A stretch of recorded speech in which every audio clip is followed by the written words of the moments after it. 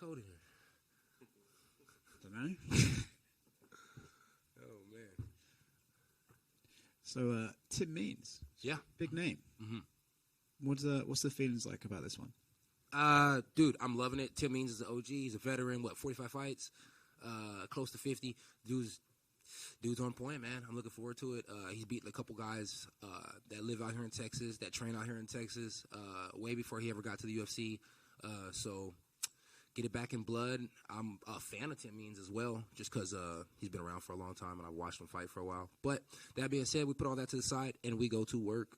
Because it's Tim Means, and you gotta mean business when you're in there when you're Tim Means. I feel like whenever you're in the cage, it's not like you're gonna kind of half-arse it, right? But when it's a guy like this, does it give you a bit of extra buzz in training? Do you get there and go, oh man, Tim Means, this is gonna be fun? Yeah, it gave me a reason to be more technical the whole camp. You know what I mean? Just to keep the technique really, really smart.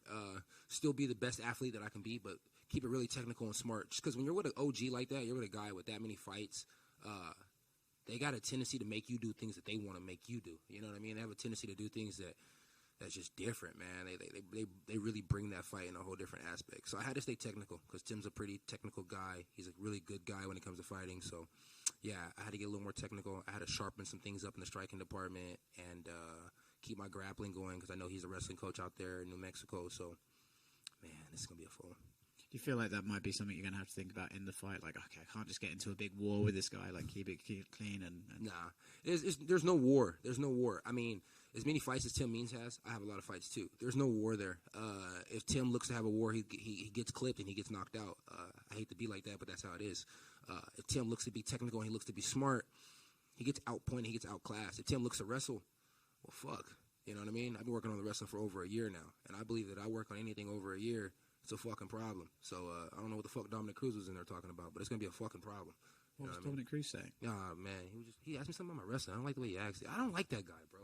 Is this keep saying that shit? I don't. You since you're around me, I'm gonna keep saying it. He bugs me. Was this in the fighting meeting? Yeah, he always has something to say about my shit. Fucking Dominic. Yeah. Sorry to hear that. He's still an OG though. You know what I mean? That being said, I like the way he fights. He just when he commentates, I hate how he commentates my fights. But I love when he fights. You know what I mean? His movement's fucking crazy. Yeah. You put a video out on your Instagram of that street fight with how you want to see the fights going. Curious, what's your favorite street fight video? My favorite street fight video? Honestly, I don't know, man. I don't really watch street fights like that anymore. You see the one the other day with the ex-boxer knocking out that guy outside the club in London? You know what? It wasn't really a street fight video, but it was a combat slap way back in the day. It was a guy, he used to always wear a baseball cap. He had a couple videos out. He was a bald head, short guy, really, really big hands. He knocked out a big guy with a slap. I mean, he knocked out a big guy with a slap. That was probably my favorite video of all time. Obviously, the last fight, you got to fight in front of fans after a string of Apex shows. Are you an OnlyFans guy now? Yes. Not an OnlyFans guy now, but I'm definitely an OnlyFans guy now. No, I love having the fans there. I love not having the fans there. I just love fighting, period. So if there's a lot of energy there, I'm really happy about it. I was looking forward to it last time because, I had been in a quiet crowd for so long. A loud, sold-out crowd this time would be awesome because we're in Texas. And, I mean, I haven't fought in front of a non-sold-out crowd in Texas since 2 Chainz couldn't sell out the Gas Monkey, and I did. So, you know what I mean? I do that thing. So, yeah, looking forward to it. It's going to be freaking fantastic. Not to keep bringing up people you don't like, but Joaquin Buckley says that you're fake and the Batman stuff. And I'm curious what's your take on that? Yeah, I mean, I really am fake with the Batman stuff. I mean, when you see the Batman stuff, whatever happened, it really did happen. But I never told you guys I was Batman. So maybe Joaquin Buckley's right. I'm still a thug at the end of the day. You know what I mean? I still do thuggish shit. I take the glasses off, shit gets bad. I put the glasses on, the shit stays good. So as long as I keep the glasses on, I think we're good to go. So then you're more Superman than Batman. Yeah, more Superman than Batman. So tell Buckley, switch the names up. And what the fuck is Buckley even talking for anyways? Shouldn't he still be trying to find his mouthpiece out the crowd or in a shadow realm somewhere? It's like lost. You know what I mean? My son needs to pipe her down. You know what? Honestly, let me see. I got this new sponsor today, right? And the dude gave me like racks on racks on racks. Dude gave me some racks. See this? Boom, Buckley, I'll take you shopping. There's child support right there, Buckley. There's some money for you right here, Buckley. Come on, I'll take you shopping, boy. We can go to the mall. Child support. I got you, kid. It's very generous of you. So speaking of Clark Kent and Batman, do you have any other new superhero stories to share with us? Nah, man. And really, truth be told, everybody says Batman, everybody says the Clark Kent, but I'm really just Black Man.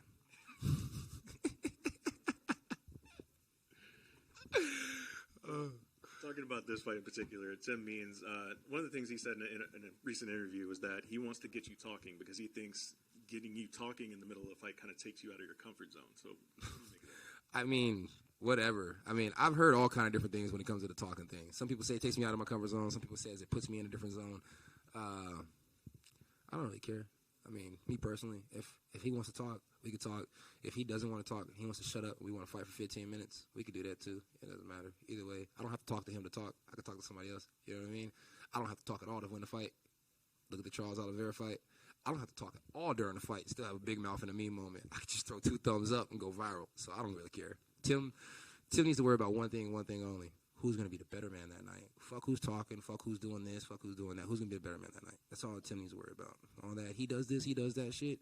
He does a lot of weird things when he's inside there, too. When he gets pissed off, he usually gets fucked up. So don't get pissed off. But I'm not banking on that. And talking about kind of the things that Tim does, you recently said as well that there's not really like any good boxers in the UFC. So like, what do you make of his striking? His striking's good. Yeah, I mean, his boxing looked great against Mike Perry. You know what I mean? I thought it looked good. You know, little pop shots. Never anything like really blasted behind him, but a lot of little pop shots. I mean, he does good movement. And if I ever said there was no good boxers in MMA, I lied. I mean, the Diaz brothers, they can box. There's a few guys in Max Holloway, he could box. There's a few guys in here that could box. I mean, I'm just not seeing anything phenomenal. I mean, you never see the greatest head movement. You never see light strikes developed into power strikes. I mean, it's a lot of different things that we could talk about. Nobody even really stabs to the body that much in MMA. I mean, I guess it's all different because you got takedowns, you got knees, you got elbows, you got kicks. But, I mean, we'll see. Maybe I'll go out there and box his fucking socks off. That'd be dope. So I also recently saw on your Instagram that you said that the result of Valentina's title fight, how the judging was in that, means that you should have beat Derek Brunson. Fuck yeah. Yeah, 100%. I mean, think about it. She had more damage, but if you look at the control time, that girl was on her back. I mean, Brunson was in my guard. In the jiu-jitsu world, guard is guard, you know? In the jiu-jitsu world, if you're sitting in somebody's guard too long, technically you're losing the fight, right? So he was in my guard, getting smacked from the guard. We stood up. He got smacked standing up. I think I dropped him once or almost dropped him. I had him rocked. I had him wobbled. And he was the only one bleeding. You know what I mean? He was bloody. I was the first person to make Blonde Brunson Blood Brunson, even though Jared Connor did it way better. So that being said, I mean, yeah, I feel like I won that fight. But even if I didn't, at the end of the day, Derek Brunson got knocked out by a back fist. And I'm not saying a spinning back fist. I'm saying about back fist. Only people who get knocked out by back fist is hoes by pimps. So it is what it is. Last time when you were at UFC 271, when you were back here in Texas, you joked around about not going to Dagestan because, you know, it's... I wasn't joking. Oh, okay. Well, because, you know, it's... Well, you mentioned it's illegal, you know, for certain substances. But, yeah. So how have you prepared for the grappling? Like, what did you do, like, specifically during this camp or over the last year? Mindset Mike, Johnny Hendricks, about a week with DC. Anywhere and everywhere I go and I see some wrestling, I tend to ask questions. I asked Tatiana Suarez a couple questions about wrestling. I mean, anybody who can wrestle, I'm asking questions. Closed mouth don't get fed, right? Did you do a lot more grappling during this fight camp than in previous fight camps? I'm doing a lot more grappling, period. So, like, my grappling and my striking, I try and keep them pretty close to each other. I couldn't tell you which one I did more or less of, but I know in the past year I've done a lot of wrestling. But, yeah. Also, you have critics, obviously, about the grappling. They mentioned that a lot. Is the reason you moved down to welterweight, was that specific to the grappling? If you go back and you watch my fight against Brandon Allen, right? You go back and watch the fight against Brandon Allen. You watch my interviews and stuff. What was I saying before that fight? I was saying I wanted to go to 170 pounds. All right.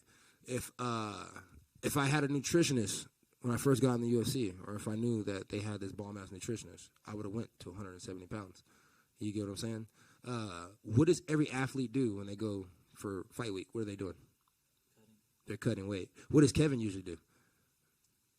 not cut weight. So if you're paying attention, you realize that I don't cut weight. So, I mean, do you want me to continue to just be a guy who shows up and fight, or do you want me to be a professional athlete? All these people online swearing up and down they love me and they want me to be champ.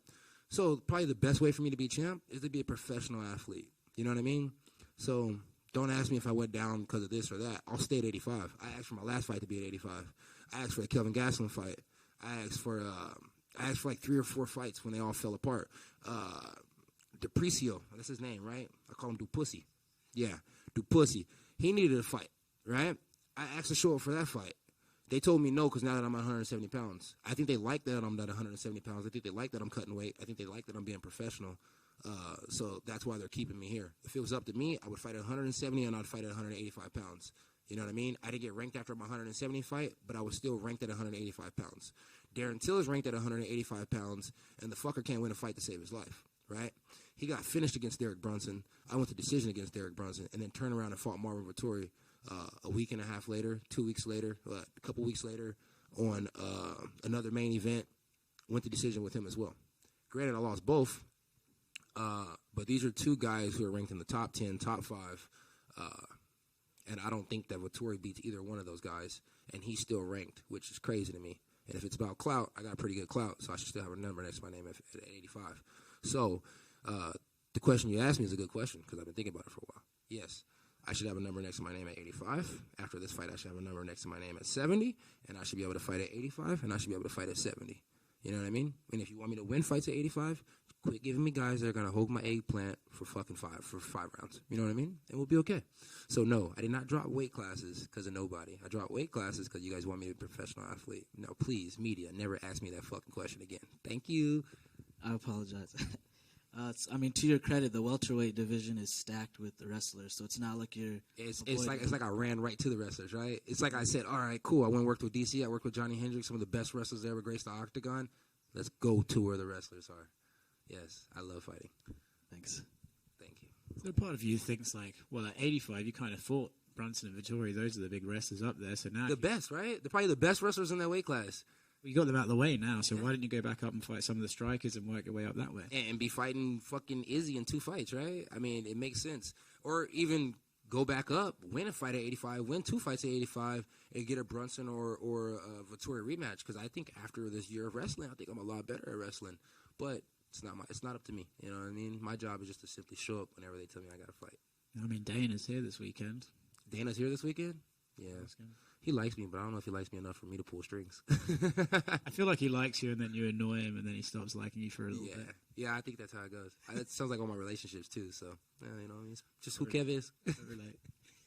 Hopefully he likes the big mouth chain, though, right? Bing, bing. I was going to say, you think the UFC likes you being professional. It's like throwing cash on the table saying it's child support professional.